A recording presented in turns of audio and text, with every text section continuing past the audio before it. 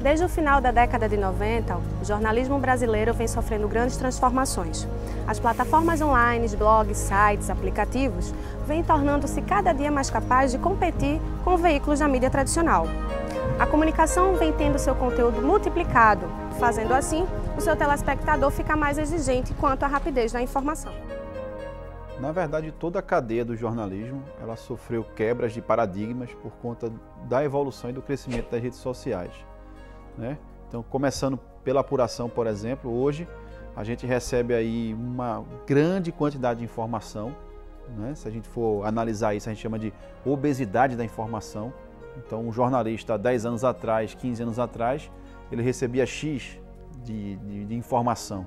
Hoje ele recebe 2 ou 3x, são 3 vezes mais ou mais de informação. Então, release chegando muito mais e principalmente as pessoas mandando via redes sociais, né? Então, justamente por essa apuração é que já houve essa mudança de que fato, com muita coisa chegando, a gente começa a entender que a apuração é fundamental, né? Quantas imagens não chegaram para a gente que não eram aqui de Pernambuco, eram de outro estado? Quantos fatos que foram enviados para nós por meio das redes sociais que não eram verdade, eram mentiras, boatos espalhados pelas redes sociais, né? Então, a velha questão da apuração, que sempre existiu e sempre vai continuar existindo, ela se tornou ainda mais fundamental, porque a gente não recebe só hoje informações de fontes oficiais, né? O grande volume de informação que a gente recebe hoje é em relação às redes sociais. A internet veio para agregar valor na comunicação e englobar todos os veículos de uma maneira geral. Se você observar, sites, revistas, jornais, tudo está se inserindo no contexto da internet. Por quê? Porque é global, porque é ao vivo, porque é tempo real, porque atinge um número estratosférico de pessoas. E a comunicação precisa se dar dessa maneira. Um exemplo aconteceu recentemente. Um motorista de ônibus parou o ônibus para um passageiro cego, ninguém deu a cadeira para ele sentar, ele parou e disse, ó, ou ele senta aqui no meu lugar. Essa história veio parar nas redações por meio das redes sociais, por passageiros que postaram no Facebook, depois os vídeos chegaram via WhatsApp e aí surge uma pauta que, se não fosse as redes sociais, com certeza ia demorar muito para chegar até o ouvido das nossas redações. Existe um certo exagero, né? Sempre se diz que a mídia é o quarto poder, ela é que pode tudo, ela interfere em eleições, ela interfere em indicações, interfere na política, na economia.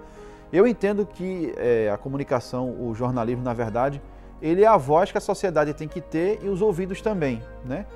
Quantas denúncias não foram feitas pelo jornalismo, quantas prisões, né? Quantas operações da polícia, né? Quantos esquemas não foram desmontados após reportagens de jornal, de TV, de rádio. Então é uma ferramenta que a sociedade tem, né? É uma ferramenta importante. Lógico que a gente tem veículos, donos de veículos de comunicação e até mesmo jornalistas que se utilizam desse poder, né, que a ferramenta nos dá, por exemplo, de cobrar do poder público, de ir atrás do poder público, né? Quantas ruas, por exemplo, a gente não conseguiu melhorar a qualidade de vida daquelas pessoas usando o nosso poder de persuasão, né, em relação ao poder público, né? Então, com certeza, a mídia ela tem um grande poder.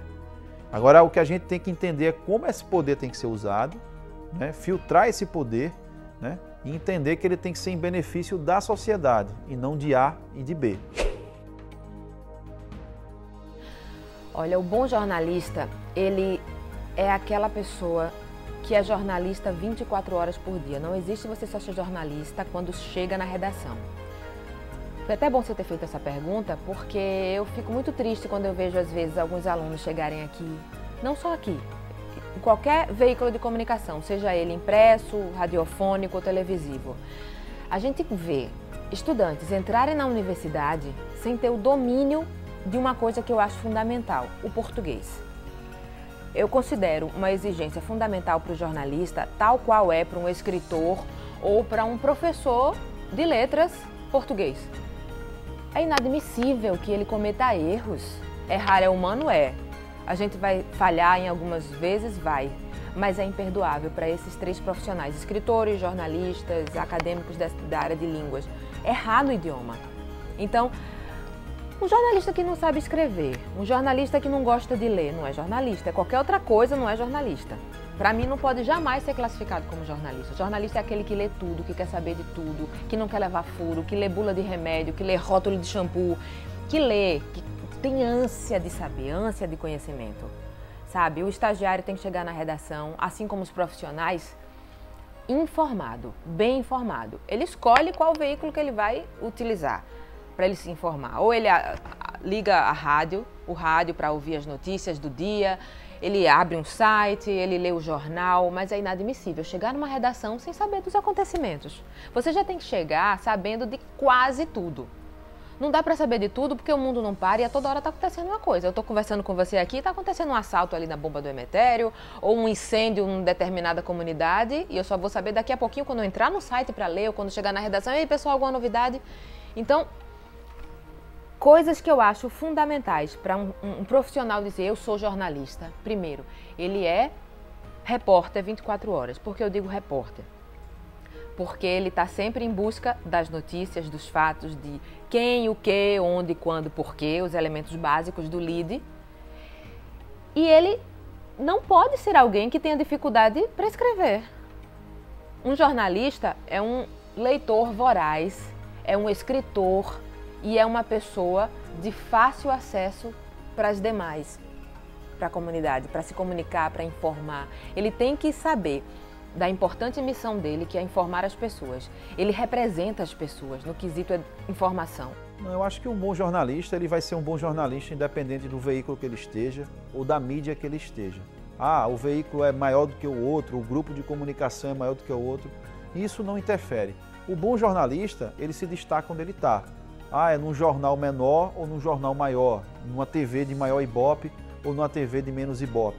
Então, assim, um bom jornalista, ele segue os preceitos que já vem de muitos anos, tá, do jornalismo, se adapta a essa época de convergência, se adapta a essa época de redes sociais e ele vai se tornar um bom jornalista independente do veículo que ele esteja ou do poder que ele vai ter na mão. Que a gente sabe que uma notícia que é veiculada num grande veículo de comunicação, ela atinge mais pessoas, então o poder que ela causa de transformação é muito maior, né? Mas às vezes o cara trabalha ali até num jornal de bairro, por exemplo, numa rádio comunitária, mas ele tem também aquele poder de transformar as pessoas que estão em volta dele.